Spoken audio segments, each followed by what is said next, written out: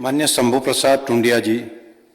ને અધ્યક્ષશ્રી, ભાવનગર જિલ્લાનો પ્રશ્ન છે અને મારી વલ્લભીપુર એટલે તક્ષશિલા અને નાલંદા એ કાળની એક વલ્લભી વિદ્યાપીઠ એટલે વલ્લભીપુર છે સાહેબ.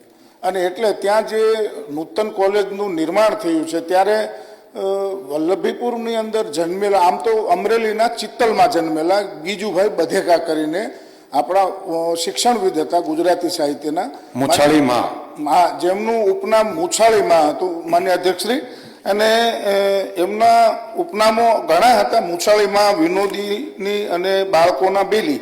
તો માન્ય અધ્યક્ષશ્રી, એમનું મૂળ ગામ વલ્લભીપુર હતું, એમનું પ્રાથમિક શિક્ષણ પણ ત્યાં વલ્લભીપુરમાં જ થયું છે અને એમનો ઉછેર પણ ત્યાં થયો છે. તો માન્ય મંત્રીશ્રીને મારું સૂચન ગણો કે માગણી ગણો, પણ હું આપના માધ્યમથી માન્ય મંત્રીશ્રીને જણાવું છું કે મારી જે કોલેજ છે નવી બનેલી, એનું નામાભિધાન જે છે એ મુછાળીમાં ગીજુભાઈ બધેકા એ કરવા માગો છો કે કેમ? અધ્યક્ષ મહોદય, શિક્ષણની વાત આવે અને ગીજુભાઈ બધેકાને યાદ કરે, આ એક ખૂબ પોઝિટિવ અને શિક્ષણના સન્માનની વાત.